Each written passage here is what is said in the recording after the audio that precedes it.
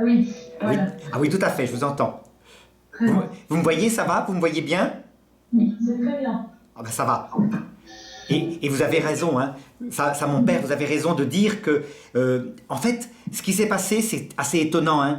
En fait, c'est saint Thomas d'Aquin, vraiment, pour le coup, hein, vous m'avez présenté en disant que j'aimais bien saint Thomas d'Aquin, mais on peut dire que c'est saint Albert le Grand et saint Thomas d'Aquin qui, à un moment donné, ont établi le rapport entre science et foi qui reste actuellement en activité.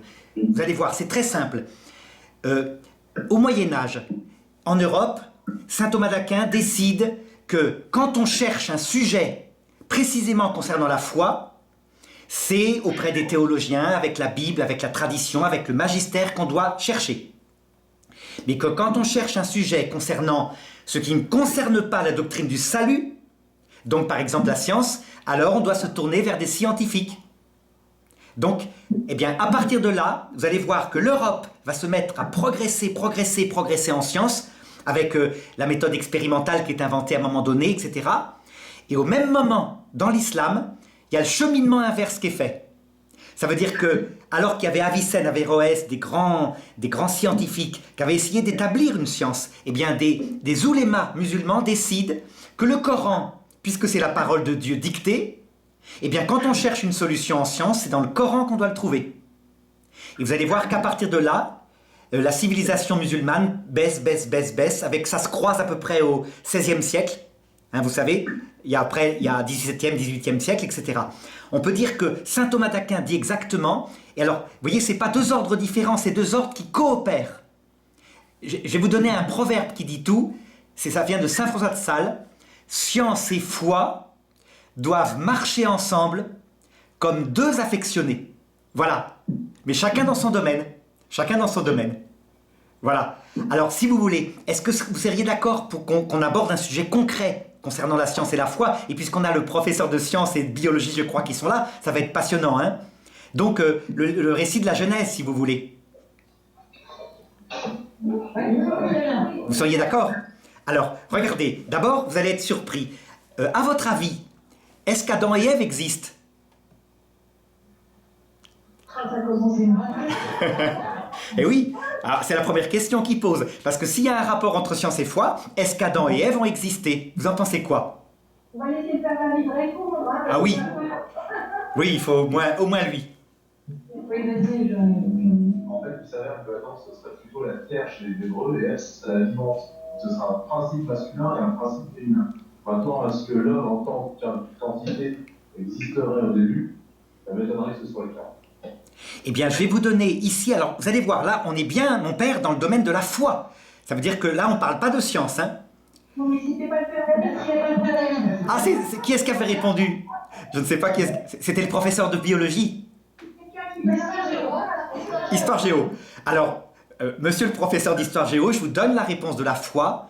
La dogmatique, avec l'Église qui s'y engage au point que Paul VI, en 68, au moment où il y a le père Martelet qui dit « Mais non, Adam et Ève, c'est le symbole de l'humanité qui passe de la matière petit à petit », où il y a aussi le père Teilhard de Chardin, eh bien, le pape Paul VI dit « Adam et Ève sont un homme et une femme individuels dont toute l'humanité spirituelle est issue et qui ont existé et qu'on va retrouver de l'autre côté. » Alors, ça, je vous surprends, hein. Vous voyez, ça commence mal, mon sujet science et foi, parce que vous vous dites, mais où est-ce qu'elle... C'est un problème, n'est-ce pas? Alors, regardez, je vous donne donc les repères de la foi. C'est facile, l'Église, elle en donne 5 sur le récit de la Genèse. Premièrement, Adam et Ève existent. Donc, c'est un homme et une femme. Deuxièmement, leur âme a été créée par Dieu directement, ne vient pas de l'évolution. Mais attention, regardez là, on va se réconcilier. Hein. Pour ce qui concerne leur corps, dit Jean-Paul II, alors Jean-Paul II, c'est l'Académie des sciences, discours à l'Académie des sciences, le 13 octobre 96, c'est-à-dire 96. Hein. Il dit ceci, en ce qui concerne le corps et son origine, c'est le domaine de la science, mais mon opinion est que il y a plus qu'une hypothèse pour dire qu'il vient de l'évolution. Donc vous voyez ce que je veux dire, hein? Ça veut dire que Adam et Ève sont le premier homme et la première femme qui ont une âme spirituelle qui ne vient pas de l'évolution. Et en ce qui concerne leur corps, l'Église dit, bah oui, probablement, mais ça, c'est pas notre domaine. Laissons la science parler. Donc vous voyez, comme c'est concret, hein? Quand je vous disais qu'il n'y avait pas de conflit entre science et foi, ben en fait, c'est que comment voulez-vous prouver que Adam et Ève existent avec leur âme spirituelle? On peut pas, on trouve que des squelettes d'hommes préhistoriques. Et ben donc, conséquence, on est coincé. Voilà, c'est le domaine de la foi.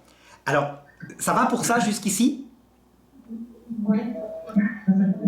Donc avez-vous des questions peut-être là par rapport à ça? Sinon je vous donne tout de suite les 5 autres dogmes, puis après on essaiera de faire le rapprochement entre science et foi. Non, ça va. Ça va. Non, c'est bon. Alors je vous donne les 5 autres dogmes. Premier dogme, Adam et Ève existent. Deuxième dogme, leur âme est créée par Dieu directement.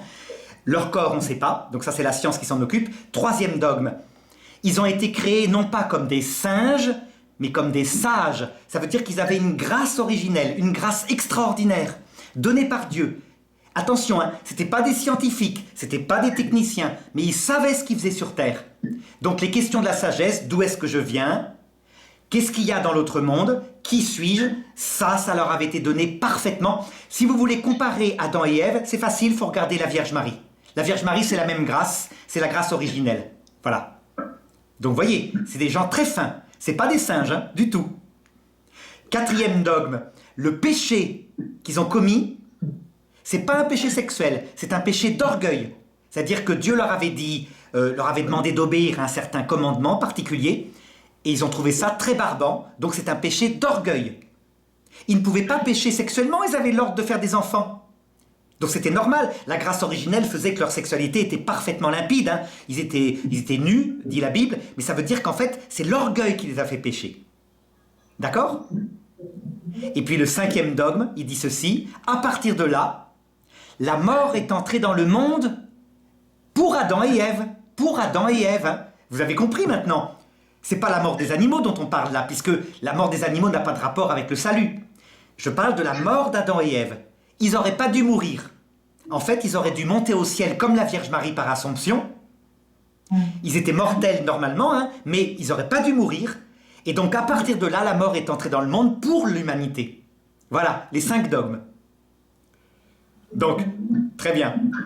Alors maintenant, est-ce que quelqu'un d'entre vous pourrait essayer d'établir le rapport avec la science? Parce que là, on est coincé. Vous voyez, on a la foi très très bien, mais on est coincé, on se gratte la tête. Mais qu'est-ce qui a pu se passer au point de vue du corps, quoi? Qu'est-ce que vous en pensez? Et après, je vous donnerai un peu mon idée. Et là, vous allez voir, on n'est plus du tout dans le domaine de la foi. Monsieur Lafont, votre personne, Madame Thibaudin, voilà la page.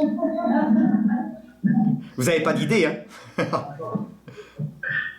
Arnaud, est-ce que vous pouvez poser la question? Poser votre question. Oui, est-ce que quelqu'un dans la salle aurait une idée de ce qui a pu se passer au point de vue du corps d'Adam et Ève? Qu'est-ce qui s'est passé concrètement? Parce que tout le problème, c'est quoi? S'il y a un premier couple dont est issue toute l'humanité, mais il va y avoir de la consanguinité. Corporellement, ça va pas marcher. C'est terrible. Donc on est complètement coincé. On se dit, d'accord, la foi dit ça, Adam et Ève existent, donc vous êtes surpris parce qu'on pensait qu'on était sorti de ça, que c'était peut-être une image d'un peuple primitif qui évolue. Non, un homme et une femme. Et donc, j'aimerais, vous voyez, tout le problème de la foi catholique, c'est qu'il faut qu'on fasse le rapport maintenant, comme 2 affectionnés entre science et foi. Donc je vais vous donner, si vous voulez, les données de la science maintenant. Regardez, données de la science. Le monde est apparu il y a à peu près 14,7 milliards d'années. Hein? C'est provisoire, mais en gros, c'est pas 7 jours. Hein? Le monde n'a pas 7000 ans. Et donc, l'Église, à votre avis, elle fait confiance à la science ou à la Bible pour ça?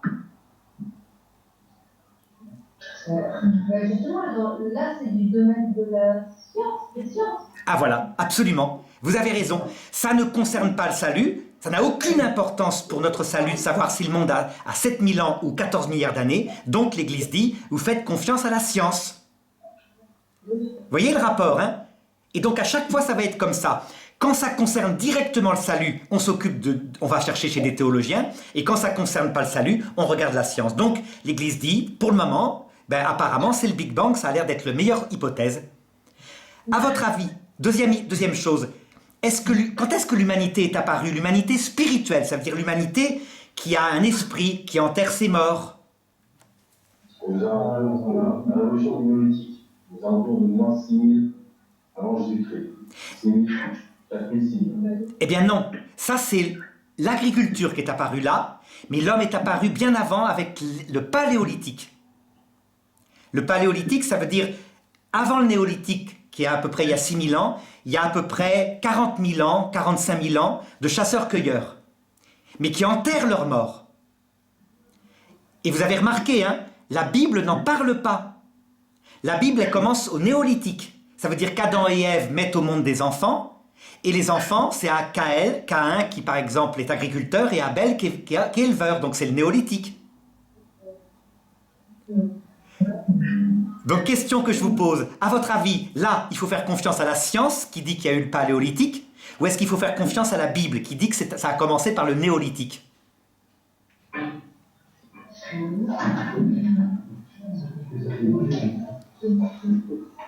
ben, oui, les recherches. Dans ce cas-là, ça va faire confiance.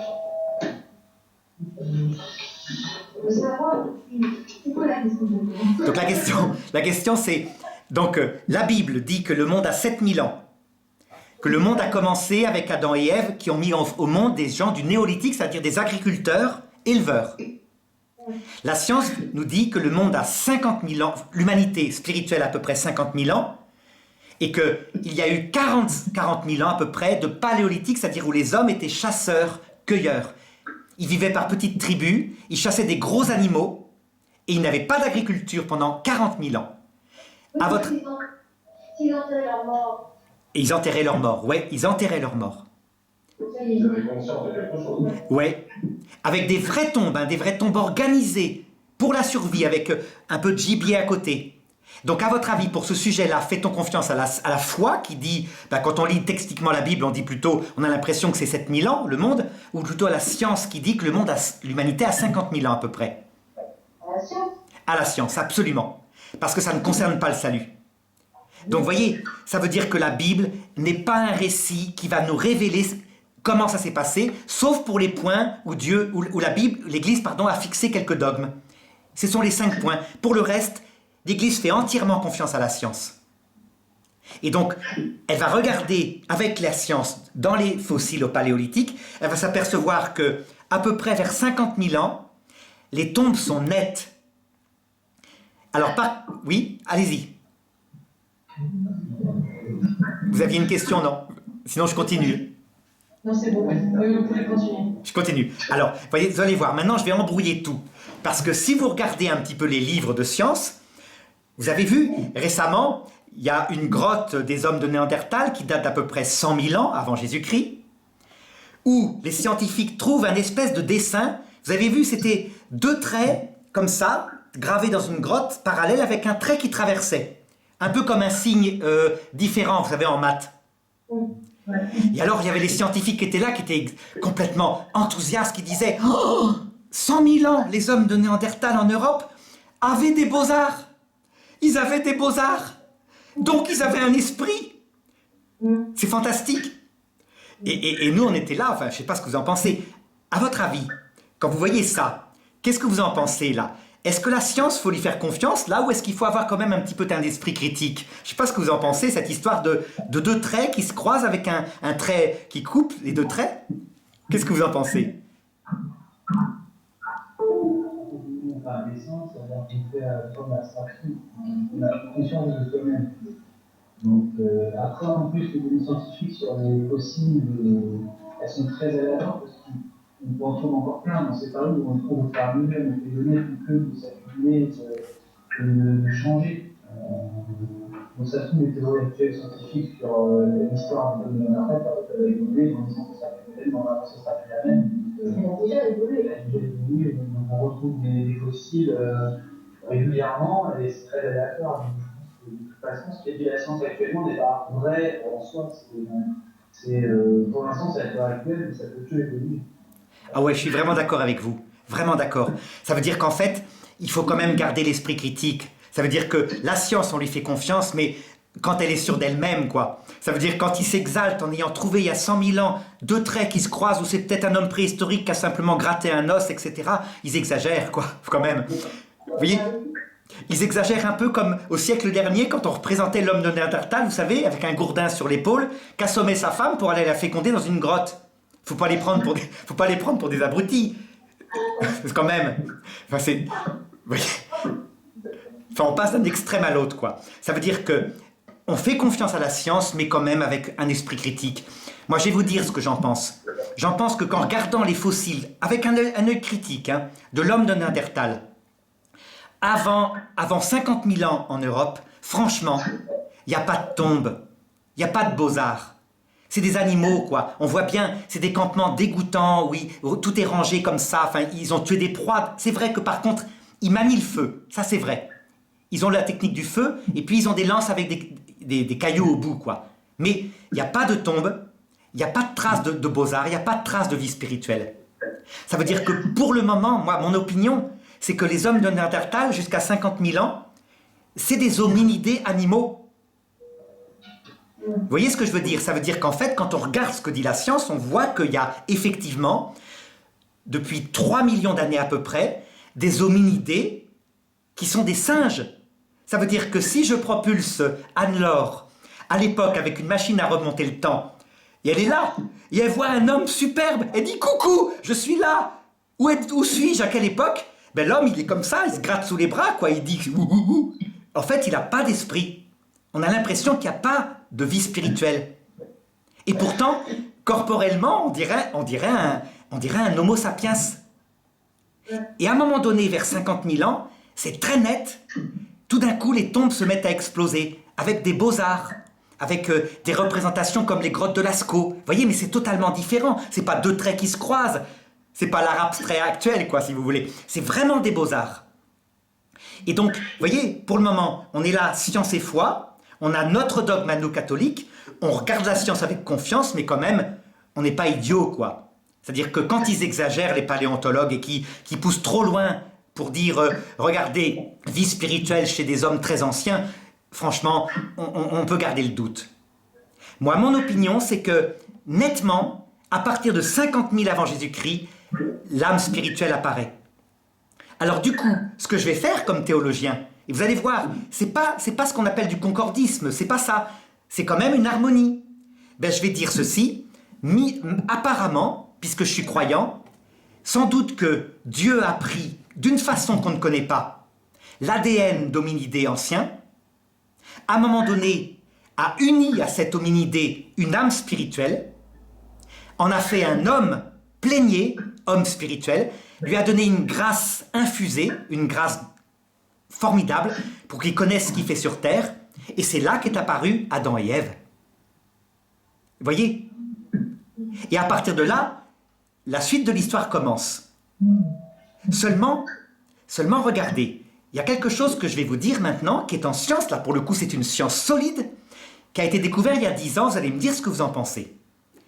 Avez-vous entendu parler de cette histoire-là, que nous, Européens, mais aussi les Asiatiques, on a à peu près 10% d'ADN d'hommes de Néandertal? Je ne sais pas si vous avez entendu parler de ça, et les Africains n'en ont pas. Hein, vous avez entendu, vous avez lu cet article-là? Oui. Surtout qu'ils avaient dit que ça avait disparu et en même temps ils disent le contraire. Oui. Il y a eu des corrélations entre Sapiens et Néandertal. Voilà. Ce qui veut dire que, ici, vous tous dans la salle, vous avez 10% d'ADN de Néandertal. Ce qui veut dire quoi concrètement? Ben, c'est que nos ancêtres, ils ont fait de la zoophilie. Oh là là. Mais oui, ben, je n'ai pas d'autre solution. Et alors le problème maintenant, quand vous regardez la Bible, le chapitre 6 de la Genèse, vous avez un texte très bizarre. Vraiment, hein, je vous le lis comme ça. Enfin, je ne vous le lis pas, je vais vous le raconter par cœur puisque je le connais. C'est un texte qui dit ceci.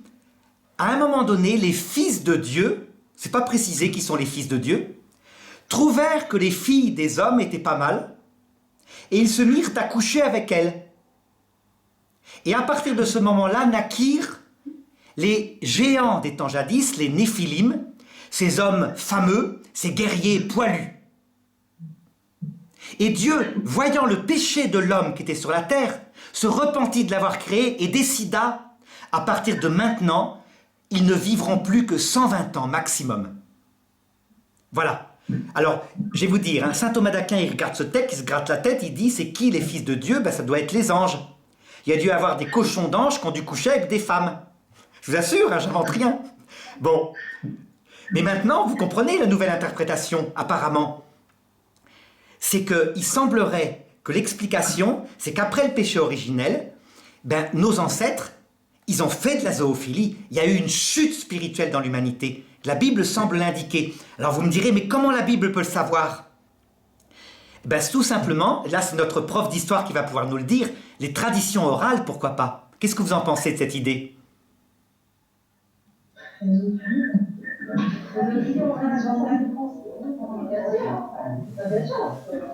Voilà. C'est-à-dire qu'on se transmettait sur les hommes préhistoriques avec une très grande solidité des traditions orales qui racontaient qu'à un moment donné, eh bien, les hommes ont couché avec d'autres humains. Il y a eu quelque chose qui s'est passé, que ça a déplu à Dieu, mais que ça a eu lieu. Alors, comme notion de chute également, le fait que les fils de Dieu aient fauté avec les filles des hommes, ça ne serait pas plutôt une chute aussi spirituelle? eh bien, c'est ce que disait saint Thomas d'Aquin. Saint Thomas d'Aquin disait les hommes étaient complètement pervertis, des démons sont arrivés sur terre, ils appelaient les incubes. Les incubes, ce sont des démons qui couchaient avec des femmes, et les succubes, des démons qui couchaient avec les hommes. Il a toute une théorie là-dessus, mais qui était problématique. Les anges n'ont pas de corps. Les anges, ça n'existe, c'est des êtres purement spirituels. Comment voulez-vous que ça arrive? Donc nous, on se disait, c'est peut-être des femmes un peu hystériques qui imaginaient, un peu comme en Amérique, vous savez, actuellement, il y a des femmes qui croient qu'il y a des extraterrestres qui viennent coucher avec elles. Bon, en Amérique, il y a aussi Raël qui dit ça. Raël, il dit que sa mère, c'est un fondateur de secte, hein. Il dit que sa mère a été visitée par un extraterrestre et qu'il est né comme ça. Donc un jour, des journalistes sont allés interroger la mère de Raël qui a dit « Écoutez, je m'en souviens pas, mais je dormais la fenêtre ouverte quand même. » Voilà. Bon. Mais ça, c'est pas idée. Non, ça c'est une histoire pour s'amuser, pour vous raconter que l'histoire de saint Thomas d'Aquin, ça tient pas debout. Ça tient pas debout, l'histoire des anges qui couchent avec des femmes. Par contre, regardez ça, l'ADN semble indiquer que manifestement, nos ancêtres, quand ils sont arrivés en Europe, puisque apparemment l'humanité est née plutôt, disons, en Afrique, eh bien, il y avait des hommes de Néandertal, manifestement, on en a attrapé, il y a eu de l'hybridation, ça a donné des hommes qui avaient une âme spirituelle, ce qui veut dire que Dieu crée l'âme spirituelle, et c'est nos ancêtres. Vous voyez ce que ça veut dire? Donc, tout ce que je peux vous dire, c'est que là, je ne peux pas dire que c'est vrai, mais que nous, comme catholiques, on va regarder avec intérêt les découvertes de la science, et peut-être qu'un jour, on aura la solution de tout. Mais tout ce que je peux vous dire, c'est que comme croyants, nous maintenons mordicus, comme venant de Dieu, que Adam et Ève ont existé, que leur âme est créée par Dieu, que leur corps, manifestement, peut-être y procède de l'évolution, d'accord, etc., etc. Donc, vous voyez, science et foi marchent ensemble, comme deux affectionnés. On n'est pas ennemis. On est critique par rapport à la science, on ne la rejette pas, mais quand même. Voilà. Vous voyez le premier point qu'on peut aborder. Hein. Alors, je peux en aborder d'autres avec vous si vous voulez, c'est l'évolution maintenant. Justement, excusez-moi. À ce qui paraît, on aurait 99% de gènes en commun avec les bonobos. Oui, mais on aurait 98% de gènes en commun avec les chimpanzés, et 98% de gènes en commun avec les gorilles, et 97% de gènes en commun avec le chien. Ça indique quoi, ça? Justement, je voulais avoir votre analyse par rapport à ça. Eh bien, il y a deux possibilités. Je vais vous donner ces deux possibilités. Alors là, je parle vraiment comme philosophe et un peu scientifique, puisque j'ai fait des études de biologie, et donc, vous avez vu, je n'engage pas la foi. Et donc là, on fait un débat de scientifiques. Manifestement, ça indique que l'évolution a une part de vérité. Mais regardez, il y a deux possibilités. La possibilité actuelle de la théorie de Darwin, c'est de dire que tout procède par évolution, avec les lois de Darwin. Vous savez, les lois de Darwin, ça veut dire il y a une mutation qui se fait par hasard. Cette mutation, elle est utile ou pas, elle est sélectionnée par la sélection naturelle, et ça donne, à force de millions d'années, bien, toutes les espèces. Voilà ce que dit Darwin. Donc, en tout cas, regardez, pour nous, pour le corps de l'homme, quand on compare au corps des hominidés fossiles, qu'est-ce que vous en pensez? Est-ce que ça pose un problème que notre corps à nous, un problème scientifique, hein, je dis bien, descende, enfin que Dieu se soit servi d'un animal pour faire notre corps? Vous en pensez quoi? Est-ce que vous êtes de l'avis de Jean-Paul II qui dit oui, manifestement?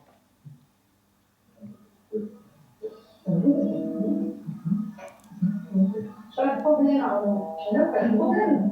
Comment? Oui, allez-y. Pas de problème que le corps soit issu d'une évolution. Ça, c'est quelque chose. Et là, c'est quoi? Ça pose un problème que l'âme, après, est rattachée. C'est autre chose. Ça peut juste le problème de l'anticipation. C'est-à-dire que Dieu aurait dû, s'il y a quel univers, anticiper l'évolution et dire à un moment donné, il y aura un corps comme ça qui va apparaître et je vais insuffler une âme. C'était mon dinosaure, il avait appelé mon Amérique, il a appelé il a attendu. Et surtout, chez les catholiques, il s'est véritablement incarné chez cet homme-là. Voilà. C'est ça qui est assez déroutant. C'est déroutant. Et vous constatez, hein, vous le constatez, regardez quand même. Nous faisons pipi, il n'y a rien à faire. Hein. Nous sommes des primates, vous le voyez bien. 99% d'ADN commun, c'est tout à fait vrai. Donc ça pose un problème, mais en même temps, regardez, si vous analysez les choses, ça veut dire que Dieu, eh bien, il fait évoluer la vie et il s'en sert pour préparer l'homme et la femme. Seulement, regardez, il y a un petit problème que je voudrais vous poser maintenant. Il y a une différence entre la sexualité du bonobo et la sexualité de l'homme. C'est que le bonobo, vous savez, on raconte tout le temps, bon, leur rituel, c'est effectivement de mimer des actes sexuels pour se réconcilier. Donc ils sont à la fois homosexuels, hétérosexuels, pédophiles, tout ce que vous voulez. Mais quand ils se reproduisent, c'est toujours ventre contre dos. Quand il s'agit de féconder. Les chimpanzés, c'est pareil. Et vous remarquerez que chez l'homme et la femme, la sexualité, elle est retournée.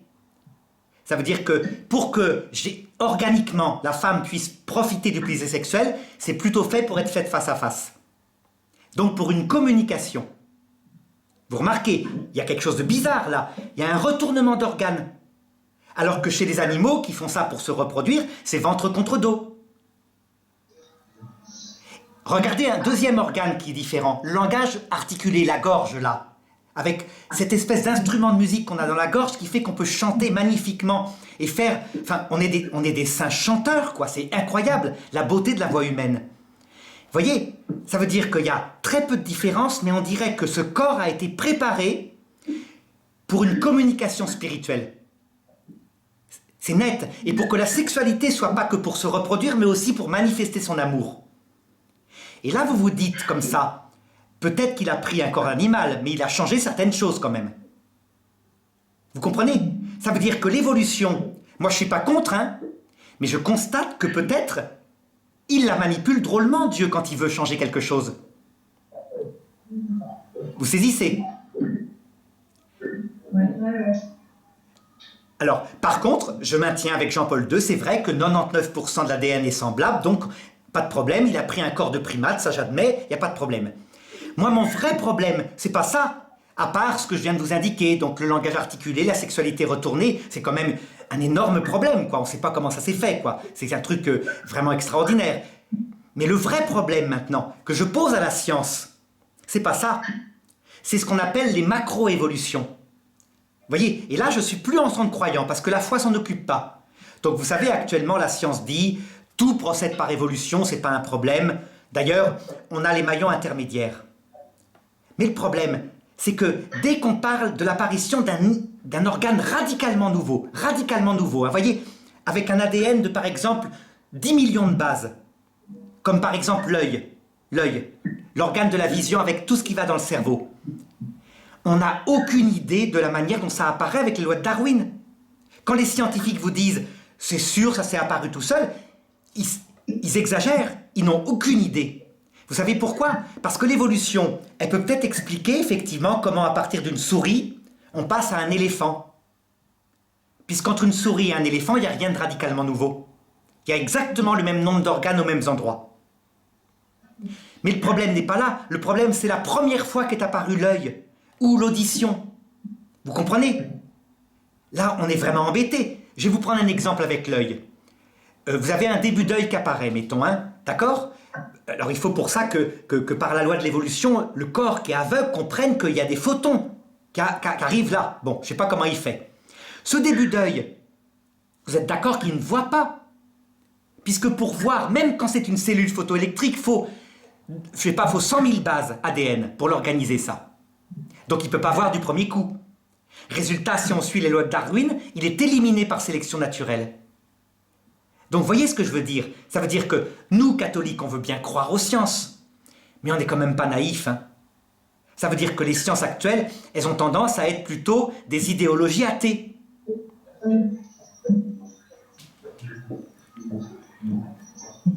Voilà, là je sens qu'il y a des objections, j'entends des voix, vaguement. En fait, si on parlait à un scientifique, non-croyant, il dirait que c'est le hasard qui a fait ça, c'est-à-dire que pour qu'un œil fonctionne, il y a eu des milliers d'espèces en même temps qui ont développé des œils moins perfectionnés et qui ont effectivement été éliminés par la sélection naturelle, mais qu'un des essais, ça a fonctionné, on a progressé une marche et puis après on reproduit ce schéma à chaque fois pour arriver jusqu'à l'autre. Eh bien, le problème, c'est que quand vous regardez l'apparition de l'œil, vous constatez qu'il est apparu dans 4 embranchements différents. Des embranchements, c'est des grands groupes d'animaux, hein, très très larges, au tout début, à l'ère primaire. Donc il est apparu d'abord chez les vertébrés, donc l'œil du reptile, l'œil du mammifère, notre œil à nous. Il est apparu deuxièmement chez les articulés, c'est-à-dire les insectes, les araignées. Troisièmement chez les mollusques, l'œil d'un poulpe. Il est plus performant que notre œil. Et il y a un 4e groupe, je ne sais plus lequel, je crois que c'est les rayonnés, les méduses, elles ont un œil, enfin, je ne sais plus. En tout cas, vous constatez, l'œil est apparu à l'ère primaire. Ça veut dire qu'en fait, au Cambrien, brutalement apparaissent, je crois que c'est 10 ou 12 embranchements différents, dont il ne subsiste plus que 5 embranchements actuellement, et c'est une explosion incroyable en quelques millions d'années. Et après, cette vie étant apparue, elle va plutôt se diversifier, mais dans le même genre. Par exemple, les vertébrés vont donner les reptiles, les mammifères, etc. Mais ça reste dans le même genre. Donc, c'est curieux. C'est curieux. On a l'impression que ce n'est pas le schéma que donnent les évolutionnistes. Donc, je vais vous dire, pour moi, on est scientifique, mais on est capable, comme croyant, aussi d'avoir un œil critique, en disant, ils n'ont pas fini de découvrir, et la solution de ce problème, on l'aura quand on va comparer les ADN.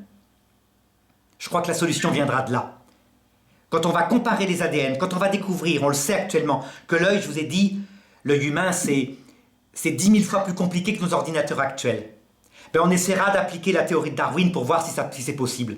La théorie de Darwin, elle explique des petites évolutions, une patte qui s'allonge, qui donne donc un lièvre qui court plus vite. Mais pour expliquer les choses comme ça, quand même, faut être critique, quoi. Vous voyez, il ne faut pas être naïf complètement. C'est ça que je dirais.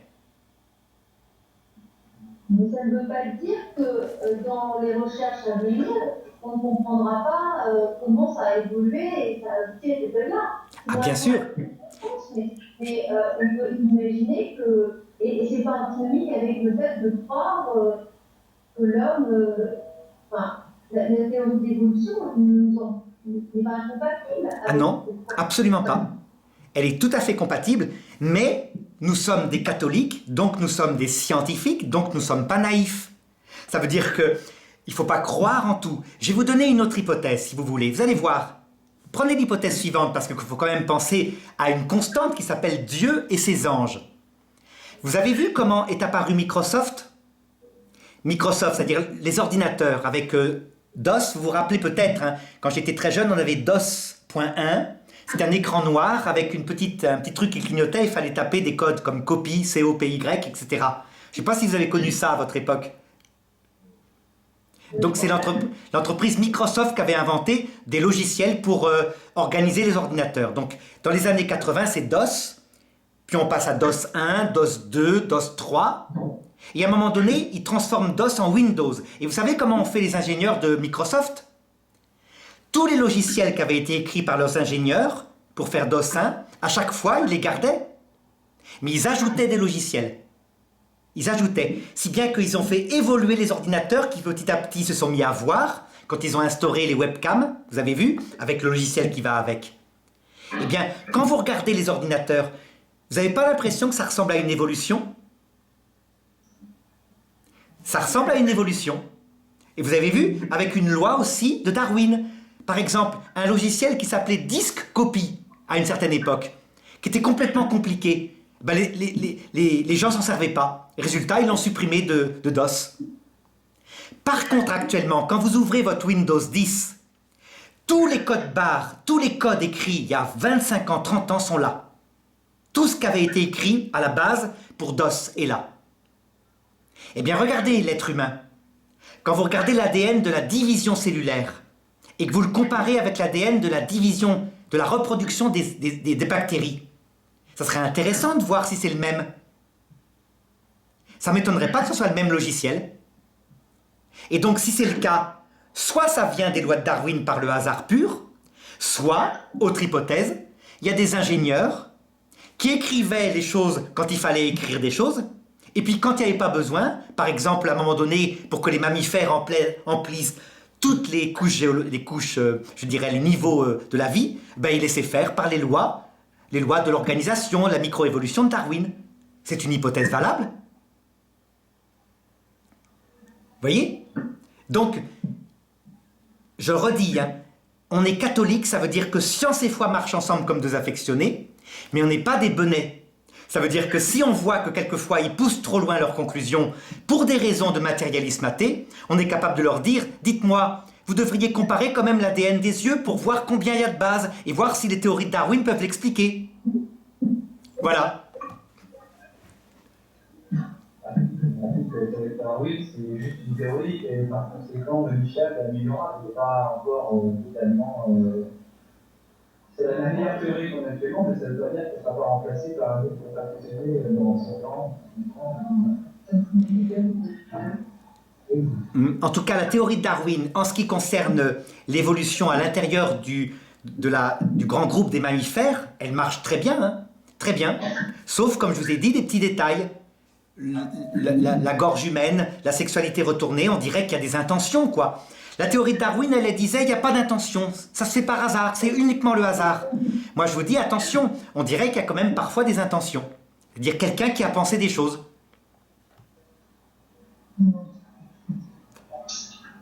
Voilà. Alors, avez-vous d'autres sujets, science et foi, que vous pourriez, si ces sujets-là est assez, hein, d'autres sujets qui pourraient vous intéresser, parce que c'est très vaste, hein. Sinon, si vous n'avez pas, à moins que vous ayez des questions sur ce sujet-là, j'en ai d'autres. Je vais aborder maintenant. Dites-moi un petit peu, mais sur ce sujet-là, parce que j'ai été rapidement, hein, sur l'évolution, il y a peut-être d'autres idées, d'autres objections, peut-être? Non, mais ce qui est intéressant, c'est de savoir pourquoi est-ce que la théorie de Darwin a été vue pendant longtemps une opposition même à la foi catholique. Parce qu'elle était pensée par un certain Husserl. Darwin, lui, c'est un pasteur protestant à la base. Donc il se contente de constater des lois qui sont d'ailleurs tout à fait valables, hein. Je crois vraiment qu'elles sont démontrées dans les micro-évolutions, les lois de Darwin. Par contre, le successeur qui s'appelle Husserl décide qu'en fait, du coup, on peut élaborer une philosophie qui fait passer pour une science et où on se passe d'un créateur. Ça se passe, cette affaire-là, au 19e siècle, hein, quand tous les athéismes vont être mis en place. Et donc, ce qu'on croit être la théorie de Darwin, qui, elle, n'est pas athée, elle ne s'occupe pas de ces questions-là. Elle s'occupe juste de chercher s'il y a une évolution. Eh bien, on est passé insensiblement chez certains scientifiques à une philosophie matérialiste athée. Et on croit que c'est le darwinisme, alors qu'en fait, c'est le matérialisme actuel. Vous voyez, on glisse insensiblement chez les scientifiques d'un athéisme par méthode, c'est-à-dire qu'un scientifique est athée par méthodologie. C'est-à-dire qu'en science, vous n'avez pas à chercher l'existence de Dieu, vous cherchez des lois matérielles, c'est votre méthode. Et on passe insensiblement à un athéisme par conviction. Et ça, c'est pas quelque chose de scientifique, c'est quelque chose de philosophique. Je vais vous donner un exemple si vous voulez. Vous vous rappelez les critiques qu'ont subies les frères Bogdanov par rapport à leur thèse?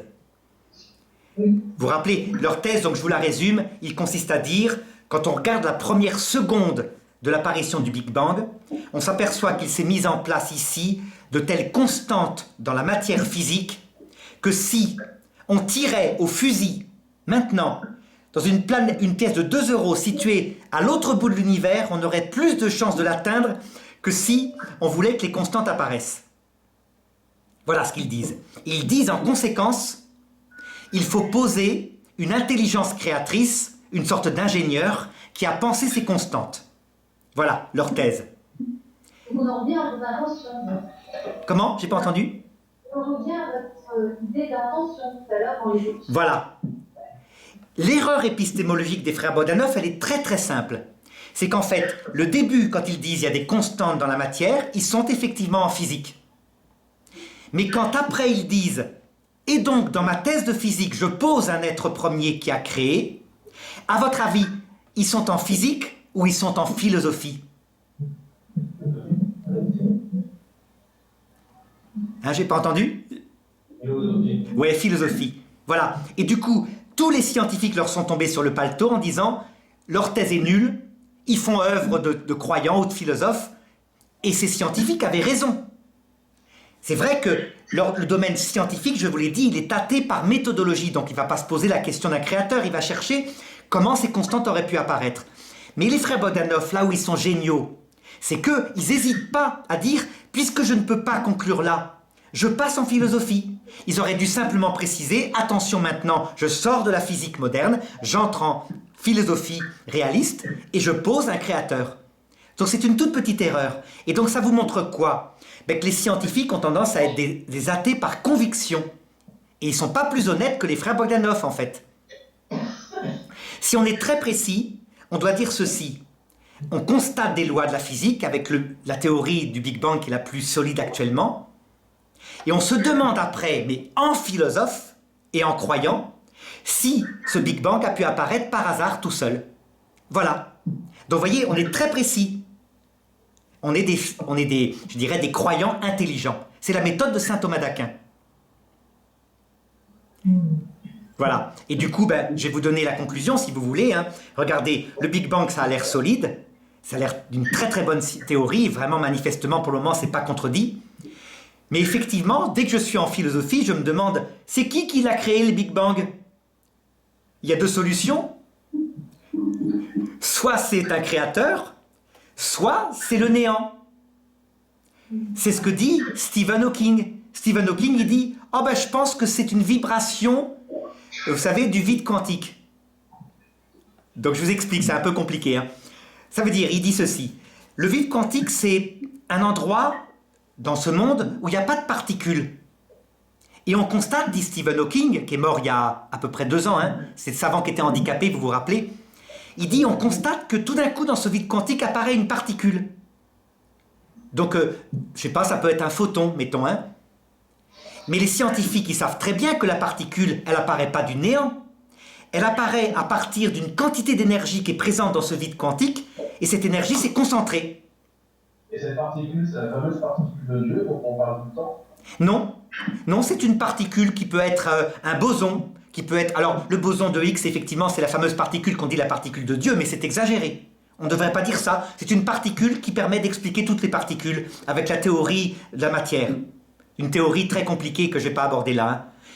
Mais peu importe, regardez, l'erreur de Stephen Hawking, lui, il a raison de dire qu'une particule peut apparaître dans le vide quantique. Mais est-ce qu'à votre avis, il a raison d'en conclure qu'à partir du néant, le néant c'est l'absence d'être, peut apparaître le Big Bang? Qu'est-ce que vous en pensez?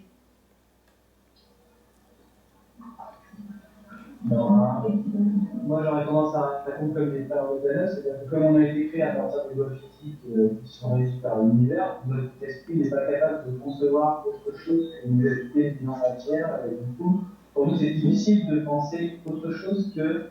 On ne peut pas sortir de cette pensée que du néant, rien ne peut apparaître, forcément quelque chose d'avant, parce que le cerveau n'est pas capable de penser différemment. On n'a aucune manière de se situer par rapport à notre vie, on pense tout en rien, en espace, en dualité. En fait. Oui, et vous avez bien raison. D'où l'intérêt de rester prudent par rapport à tout ça. Cependant, je vais vous objecter quelque chose. Le néant, c'est quoi le néant? Vous savez ce que c'est le néant? C'est un mot qu'on a inventé pour signifier qu'il n'y avait rien.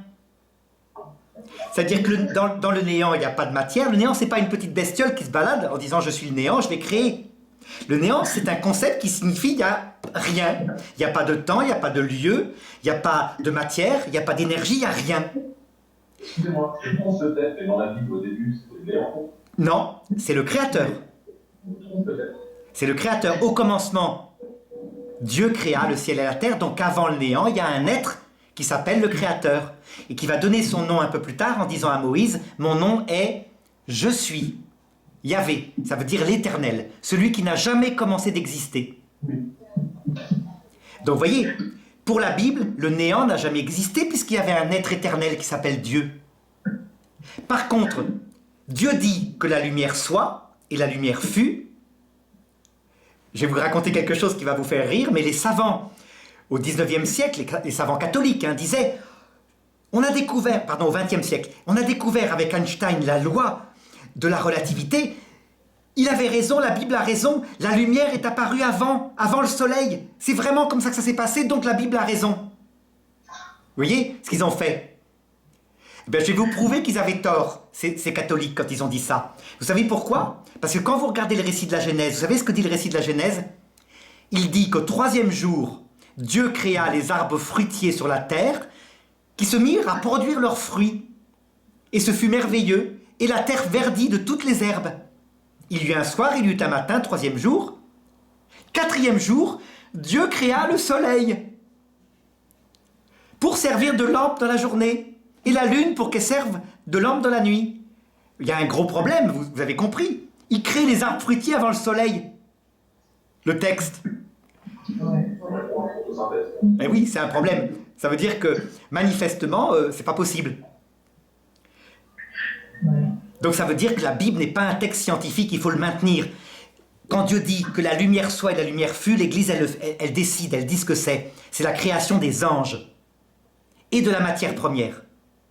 Les anges, ça veut dire des êtres spirituels qui étaient là, décidés par Dieu pour organiser la matière en vue de la création de l'homme et de la femme. Vous saisissez? Donc, la Bible, théologie. Quand on fait de la science, on fait de la science, on ne se sert pas de la Bible. C'est important. Toujours pareil. Alors, voilà. Alors, je reprends un petit peu donc, pour vous dire. Manifestement, nous, comme catholiques qui sommes aussi des philosophes, on va se demander si le Big Bang peut apparaître par hasard. On va écouter ce que dit la science, la philosophie réaliste. On va dire une chose, c'est que, de toute façon, au départ, s'il y avait de la matière, cette matière, elle est comme la matière actuelle, donc elle devait connaître l'entropie, se disperser dans l'univers. Et donc c'est un vrai problème. C'est un vrai problème. On a un problème pour l'apparition du monde. Ça veut dire qu'en philosophe, l'idée qu'un créateur aurait pu claquer des doigts, qu'il n'a pas, il n'a pas de doigts le créateur, et donc créer la matière, n'est pas du tout idiote. C'est de la philosophie, je sais bien, mais c'est pas du tout idiot. C'est même très intelligent. Parce que les scientifiques, ils sont embêtés, quoi. Ils sont là en train de se gratter la tête, le néant qui crée. C'est problématique, le néant qui crée, ça veut dire rien qui crée. L'absence de cause qui crée. Ça veut rien dire quand on réfléchit 2 minutes. Vous voyez un petit peu la complication. Alors, ça va pour ça? Ça va. Est-ce que vous voulez que j'aborde maintenant le problème de l'apparition de la vie? Ça serait encore un autre problème, hein. L'apparition de la vie. Ça, c'est pour vous montrer à quel point les scientifiques, ils devraient quelquefois être un peu philosophes. Ça va? Ça vous intéresse, peut-être? On a le temps encore, je ne sais pas combien de temps vous vous donnez. Il est 17h55. Et jusqu'à quelle heure on se donne? On peut parler 10 minutes. D'accord, 10 minutes. Regardez, je vais vous expliquer. Bon, regardez. Alors, il y a donc un moment donné où la Terre, à peu près, on va dire il y a 4 milliards d'années, la Terre s'est déjà refroidie. C'est une terre acide, avec des pluies acides qui tombent sans arrêt. Elle est très chaude, etc. C'est une terre purement minérale. Ça veut dire qu'il n'existe aucun être vivant. C'est pas possible, puisque avant c'était une boule de lave qui a été bombardée par des comètes, ce qui explique les mers, etc. Et puis à peu près il y a 4 milliards d'années, apparaît une bactérie. Une archébactérie, on appelle ça les bactéries premières, qui ne se nourrit pas comme les plantes du soleil, hein, mais qui se nourrit de la chimie, c'est-à-dire qu'elle prend dans le soufre, elle fait des réactions chimiques avec le soufre. Cette bactérie, on sait, ça on sait certain, qu'elle a 2 facultés vitales, 2 obligatoirement. À savoir, et ça je pense que vous pouvez les découvrir vous-même, cette petite bactérie c'est un microbe, hein, C'est un microbe très petit qui existe encore, on les a, ces bactéries, elles existent dans l'intestin humain par exemple. Elle a comme première faculté la capacité de se nourrir à partir de son milieu, et comme deuxième faculté la capacité de se reproduire. Pourquoi c'est obligatoire? Parce que sinon, la petite bactérie qui apparaît, elle disparaît, quoi. Elle a fait sa petite vie, et puis voilà, elle est morte. Donc forcément, il faut qu'elle sache se reproduire. D'accord? Le problème maintenant, c'est quand on regarde l'ADN de ces archébactéries, le mécanisme pour se reproduire, vous voyez les ordinateurs, hein, je vais vous montrer celui que j'ai à côté de moi là. Eh bien, ils sont 100 000 fois plus simples que la plus simple des bactéries. Ça veut dire que si on voulait qu'une bactérie apparaisse comme ça, il faudrait que mon ordinateur soit capable de se fabriquer lui-même. C'est-à-dire qu'il soit capable de se reproduire, fabriquer chaque petite vis, chaque petit boulon, etc. Eh bien, les archébactéries, elles savaient faire ça. Alors maintenant, regardez un petit peu la difficulté. Quand on regarde le monde non vivant, on voit des molécules qui se fabriquent entre elles, c'est vrai. Mais vous savez quelle est la taille de la molécule la plus complexe que peut fabriquer le monde non vivant ? Eh bien, d'après ce que j'ai compris, à part les diamants qui là sont pas vivants, c'est des cristaux, c'est le clinochlore, c'est quelque chose comme 200 atomes. Au-dessus de 200 atomes qui sont collés, ça commence à fumer de tous les côtés, à se décomposer, ça va plus. Vous savez combien le moindre petit vivant il a d'atomes pour qu'il puisse fonctionner ? Il faut un ADN complet de au moins 100 000 bases. Vous comprenez ? C'est des dizaines de milliards d'atomes. Sans compter qu'il y a une membrane, etc. C'est géant, c'est extraordinaire. Et on est là face à des scientifiques qui disent « Mais voyons, la vie est apparue par hasard. » Ça fait 50 ans qu'on essaye. Il y a eu des expériences il y a 50 ans avec Stanley Miller. Il a fait des expériences pour recréer le monde au départ. Il a réussi effectivement à recréer de l'urée, de l'adénine, de la guanine, de la cytosine, c'est-à-dire des molécules qui servent pour faire de l'ADN. Et ça fait 50 ans qu'on n'arrive pas à coller ensemble un ADN, je veux dire un guanine ou une cytosine pour qu'ils se collent ensemble pour faire un tout petit morceau d'ADN qui commencerait. Ça ne marche pas. La seule façon de le faire, c'est de les coller, nous, petit bout par petit bout, avec une machine moléculaire. Ça n'apparaît jamais. Alors les scientifiques vous disent « Ah ben on a eu les briques de la vie !» Donc adénine, guanine, cytosine, donc la vie est apparue toute seule. Vous savez ce que j'en pense? C'est comme si on disait « Vous voyez bien sur Terre, les cailloux apparaissent tout seuls. » Vous savez d'accord, hein, les cailloux ils apparaissent tout seuls, il n'y a que ça dans la nature. C'est une preuve que la cathédrale Notre-Dame, elle vient du hasard. Voilà. On en est là, je vous assure. Donc il faut garder le sens critique, quoi. Les scientifiques, je vous assure, quelquefois, ils mériteraient de recevoir une bonne fessée. Et oui, hein. Et oui. Alors, je vous donne maintenant la théorie la plus simple, hein. C'est évidemment, vous mettez un ange, un ingénieur de la vie, envoyé par Dieu, qui façonne cette vie. Comme nous, on le fait actuellement avec les génies génétiques, on peut fabriquer on peut le faire, fabriquer des bactéries. Mais là, tout devient simple, évidemment. Donc la théorie d'une intelligence créatrice n'est pas du tout idiote en philosophie. L'athéisme n'est pas prouvé du tout, vous voyez bien. Voilà. Ouais. Vous avez entendu un mot? Non, j'ai pas entendu. J'ai entendu dans l'ordinateur parce que le micro n'est pas bon. L'ordinateur, voilà. Donc parlez plus fort et je vais entendre. Sauf si bientôt on trouve des bactéries sur Mars ou sur une planète. Ça va compliquer la théorie. Oui, sauf que, je vais vous dire, moi, je pense qu'il y a autant de chances qu'on trouve des bactéries sur Mars que l'apparition toute seule, en lançant en l'air des milliards de pierres d'une cathédrale. J'ai l'impression, hein, je m'avance pas trop. Mais quand vous regardez l'ADN, et vous êtes scientifique, hein, vous regardez, c'est un texte extrêmement précis. Ça ressemble aux œuvres complètes de Victor Hugo, ajoutées de l'Encyclopædia Universalis. Et quand vous faites fonctionner une archébactérie, s'il y a une erreur sur une page, le truc ne marche pas, hein, puisque ce sont les logiciels de base de la respiration cellulaire et de la division cellulaire. Donc moi, je vais vous dire, le nombre de chances pour que la vie apparaisse par hasard, c'est comme si vous preniez 1 millier de singes, 1 milliard de singes, pendant 1 milliard d'années, vous les attachez sur des chaises, et vous les obligez à taper sur l'ordinateur, sinon ils n'ont pas à manger le soir. Jusqu'à ce qu'ils tapent les œuvres complètes de Victor Hugo, par hasard. Voilà. Donc moi, je ne me fais pas beaucoup d'illusions, je vais vous dire, mais ça, c'est comme ça. C'est comme ça. Mais pourquoi spécifiquement sur la planète Terre?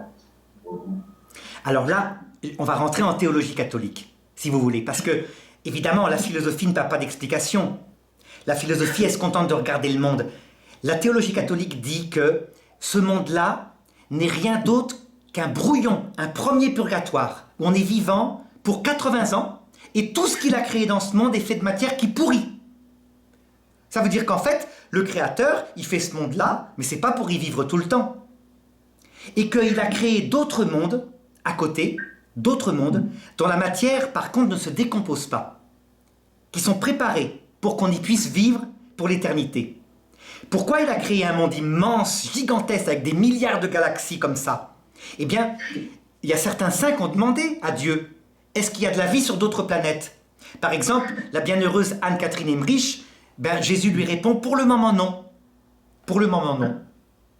Quand on connaît la théologie catholique, on se dit, Dieu il a créé l'homme et la femme, et les anges aussi, pour leur donner son bonheur éternel. Il n'a pas d'autre but que ça, mais il y a l'explication du fait qu'on est sur Terre, c'est parce qu'on doit avoir un cœur purifié. On ne peut pas voir Dieu comme ça, c'est impossible, on ne supporterait pas, donc on doit apprendre l'humilité, l'amour. C'est important. Personne ne peut voir Dieu sans mourir à soi-même, c'est-à-dire sans être tout humble. Ça explique notre présence sur Terre d'après l'Église catholique. Donc si la mesure de sa création, c'est ce qu'il est, c'est-à-dire son amour, qu'il a montré à la croix par Jésus-Christ, vous devinez bien qu'à mon avis, quand on sera dans l'autre monde, on va devoir emmener au paradis des dauphins spirituels et des phoques spirituels. Vous comprenez? Ça veut dire qu'il ne va pas s'arrêter là. Ça m'étonnerait qu'il n'y ait que des singes spirituels comme nous. Vous voyez ce que je veux dire? Ça veut dire que ça ne va pas s'arrêter. Il va créer d'autres choses. Il y aura peut-être des schtroumpfs spirituels un jour. Une planète schtroumpf. Et nous, on sera leurs anges gardiens pour les aider à aller vers le paradis. Donc, il y aura des bactéries sur Mars, parce que ça peut être quelque chose qui n'est pas encore abouti. Oui, tout à fait. La seule chose que je dirais, c'est que si elles existent sur Mars, bon, Mars c'est un peu glacé, hein, on va dire sur une planète dans une autre galaxie. Parce que Mars, pour se développer, c'est glagla. Hein.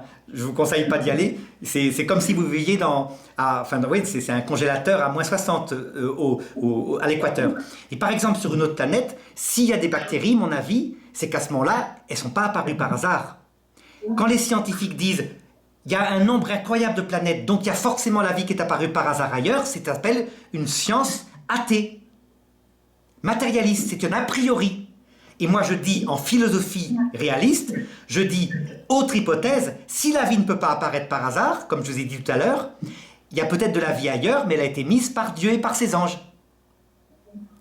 Pourquoi pas? J'ai le droit, hein? J'ai le droit. Après tout, pourquoi pas? Voilà.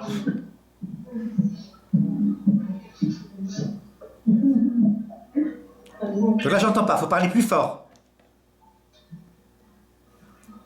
On disait que c'était très, très enrichissant tout ça. Ah oui, c'est passionnant, ces sujets-là. En tout cas, ce soir, vous allez devoir vous gratter la tête avec ces histoires d'hommes de Néandertal là, qui ont été fécondés par des... Oh là là, je suppose que... Enfin, c'est... Attention, hein, c'est la recherche qui fait ça, mais pourquoi pas, ça me dérangerait pas que nos ancêtres aient fait ça. Voilà. Merci beaucoup. Merci infiniment. Voilà. Oui, Arnaud, nous vous remercions. Hein. Tout le monde est ravi de ce que vous nous avez donné là, comme information. Ah oui, merci à vous. Et quand vous voulez, hein, vous avez vu, c'est pratique pour moi. Alors, je sais pas si vous m'entendez bien. Moi, je vous entends pas très bien. Donc, il faudra inventer un système de micro peut-être meilleur. Mais voilà, sinon, ça va. Ouais. Bon, on ne sait pas comment vous remercier, mais on vous suit. Ah oui. On est beaucoup à vous suivre. Et alors, si vous avez... c'est très simple. Si vous avez besoin de certaines vidéos sur des thèmes, vous me dites, je la fais tout de suite. Quand c'est un thème que je connais. Hein. Parce que, évidemment, si vous me demandez la théorie du Spunz, non, je ne saurais pas.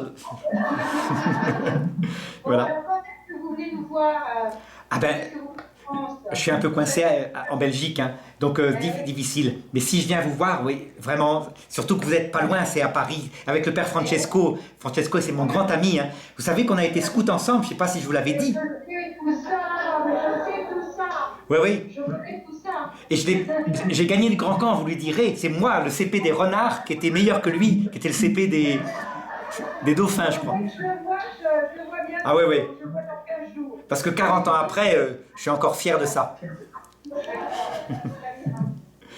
bien. Vous voyez, mon mari est très fier d'avoir fait la promesse aussi d'un des évêques, qui est le père Beauvais, Nicolas Beauvais, qui est l'évêque de Lourdes. Il dit toujours qu'il m'a fait faire sa promesse en Écosse, et voilà. Ah oui. Je comprends, les souvenirs scouts, c'est quand même très important. Ah oui, oui, vraiment. Ça a été, moi, Scout d'Europe, ça a été mon fondement, vraiment, enfin, ça c'est bien. Un immense merci Arnaud. Hein. Merci à vous, alors. Voilà, à la prochaine fois. Merci beaucoup. Et alors, j'ai filmé tout, donc je la mettrai sur Internet. Hein. J'ai filmé tout. Voilà. Oui, oui,